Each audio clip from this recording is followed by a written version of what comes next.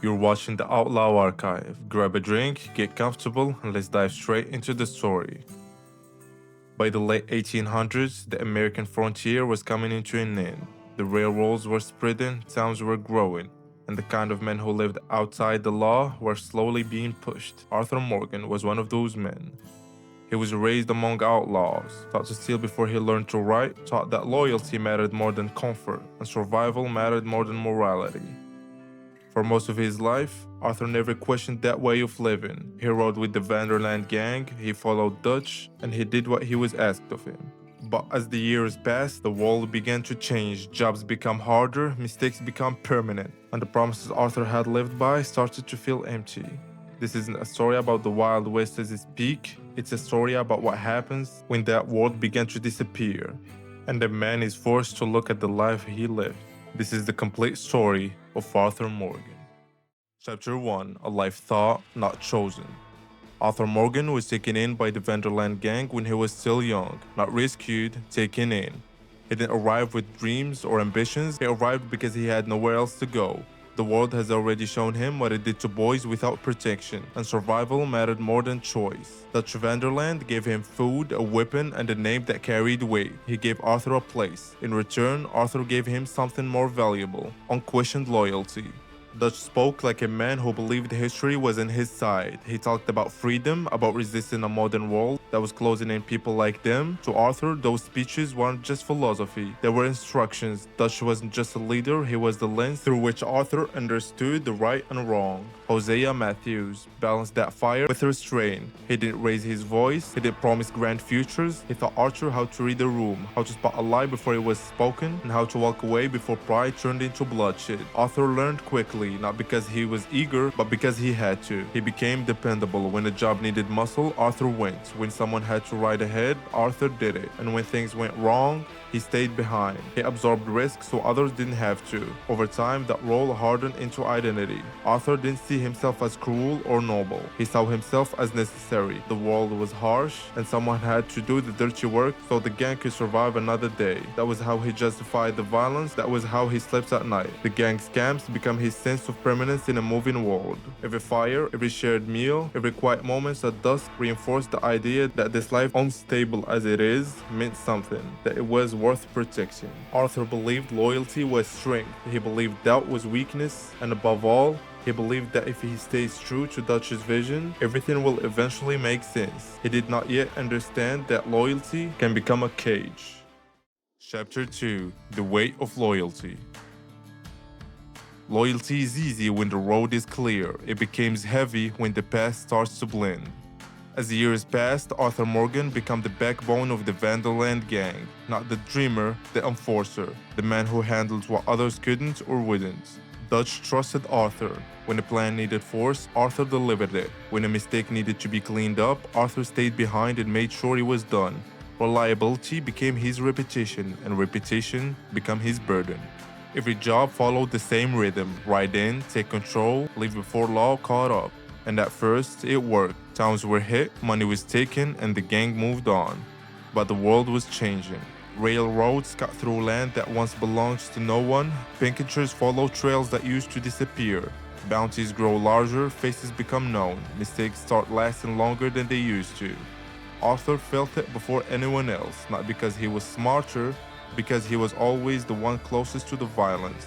He saw the fear in people's eyes linger longer. He noticed how gunfire echoed farther, how every job seemed to require more force than the last. Dutch didn't see danger, he saw resistance. Each failure was explained away as betrayal. Every setback was proof that the world was conspiring against them. And every time Dutch spoke, his words carried more urgency and less patience. Arthur listens, he always listened, but something had shifted. Orders started coming faster, time for questions disappeared. Jobs that once had limits no longer did. Innocence got caught up in the middle, and the justification came afterwards, not before. Arthur began carrying the consequences in silence. He didn't challenge Dutch publicly, that wasn't his place. Instead, the doubt stayed internal, quiet, heavy, unspoken, a thought he pushed down every time he mounted his horse. Because admitting doubt meant admitting fear, and fear had no place in the man Arthur was expected to be. Still, The cracks were there. A hesitation before pulling the trigger, a longer pause after a job was done, a growing awareness that loyalty, when blind, asks for more than it gives. Arthur wasn't rebelling, not yet, but for the first time in his life, he was thinking. Chapter 3: The Cost of Belief. Belief is powerful. It can carry men across continents or drive them straight into the ground. By the time the gang reached the middle of its journey, survival was no longer the goal. Survival had become an excuse. Every plan, no matter how reckless, was formed as necessary. Every failure was blamed on interference. Every loss was brushed aside in the name of a future that never seemed to arrive. Arthur watched Dutch change, not all at once, but in pieces. The speeches grow larger, the promises grow grander, and the distance between words and reality widened with every job. Dutch no longer adapted to the world closing in around them. He fought it, loudly, proudly, and desperately. Arthur felt the cost of resistance firsthand. Each town left behind carried scars. The gang wasn't slipping through cracks anymore. They were forcing their way through locked doors. And Arthur, as always, was the one holding the handle. Doubt stopped being a whisper. It became a weight. He began to notice who paid the price for Dutch's faith. It wasn't Dutch. It wasn't the idea. It was the people on the ground. The ones taking bullets, the ones left behind, the ones told to have some goddamn faith while everything burned. Arthur still believed in loyalty, still believed in the gang, but belief, he was learning, does not excuse consequences. Then came the moment that couldn't be undone. Plans that went wrong from the start, allies that turned into liabilities, choices made out of pride, and each time, Dutch doubled down, not on caution, but on conviction. Arthur didn't argue. He endured, because questioning the plan meant questioning the man, and questioning the man meant tearing apart the only family Arthur had ever known. But belief has a breaking point, and Arthur was reaching his, not in anger, not in rebellion, in clarity. For the first time, he began to understand something dangerous. A man can be loyal and still be wrong. A leader can be inspiring and still lead off the cliff.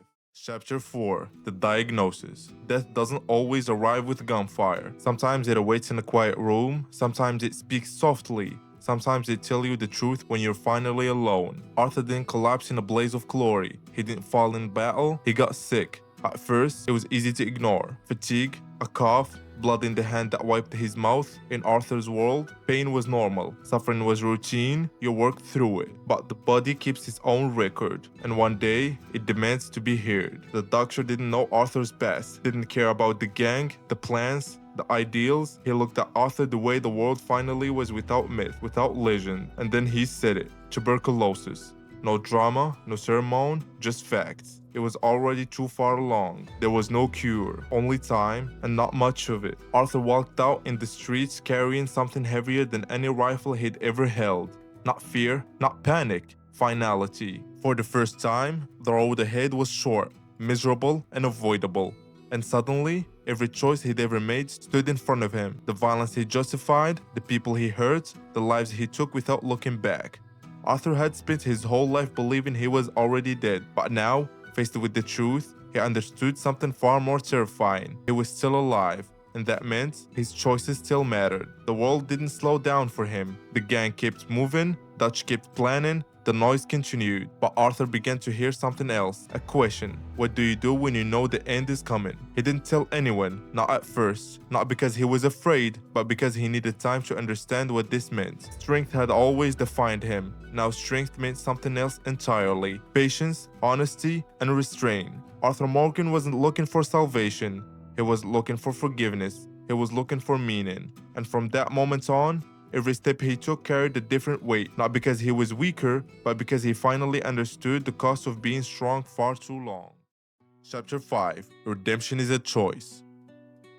Arthur didn't announce his change, he didn't confess, he didn't ask to be absolved. He simply began to move differently.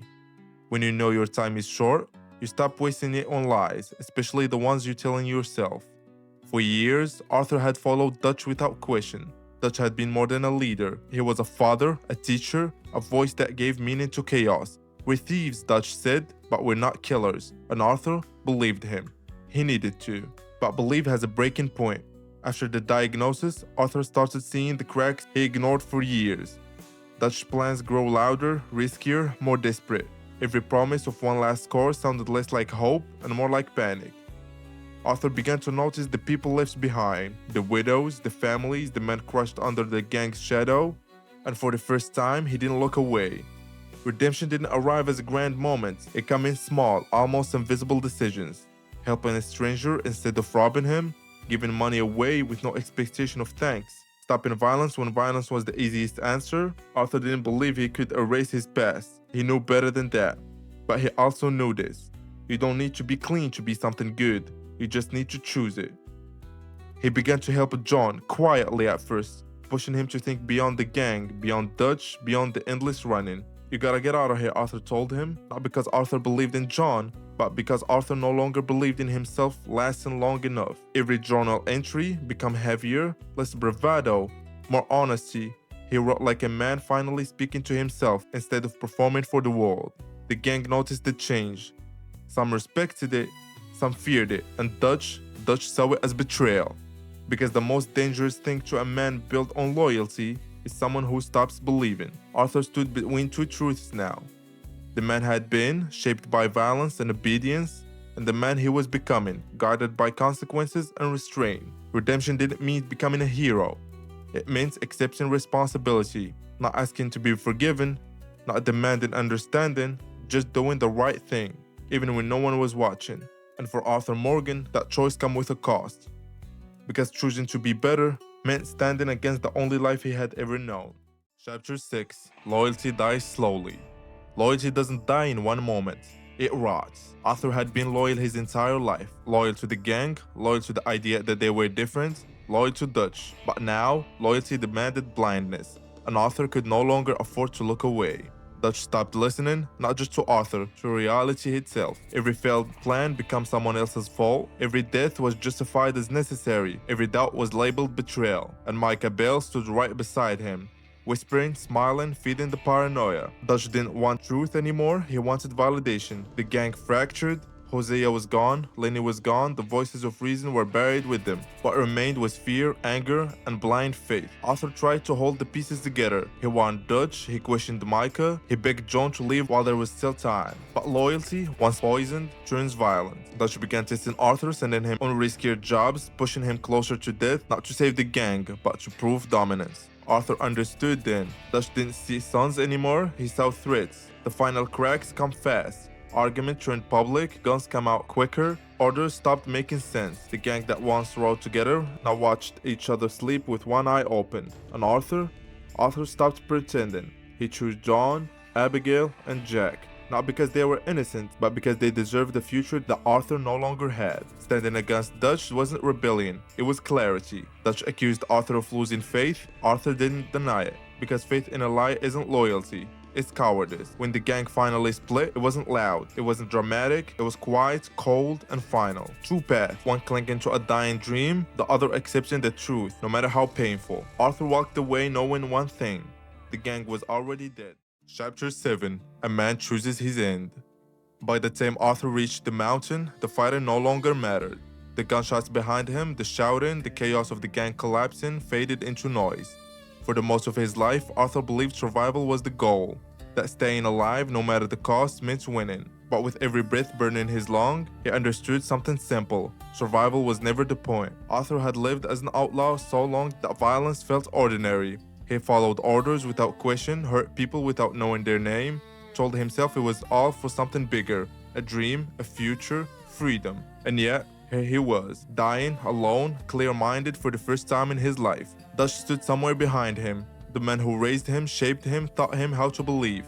Arthur had followed Dutch since he was a boy, trusting that the man always knew the way forward. But Dutch had stopped looking forward a long time ago. Arthur didn't hate him, that was the tragedy. He pitied him, because Arthur could finally see what Dutch never could. The dream wasn't killed by a cruel world, it was killed by the blood it demands to survive, and Arthur was done paying. Helping John escape wasn't rebellion, it was clarity. John still have a chance, a family, a life beyond running. Arthur knew he didn't, so he gave John what he never had himself: a way out. Every step up the mountain grew heavier, not just from the sickness tearing him apart, but from the weight of every wrong choice. Faces he would never forget, lives he couldn't return. Still, he kept going, not out of hope, out of resolve. When Micah finally stood before him, sneering, untouched by guilt, Arthur didn't see an enemy. He saw what he might have become if he'd never stopped to think. A man who survives but never lives. The fight was brutal, messy, undignified, no elegance left in it.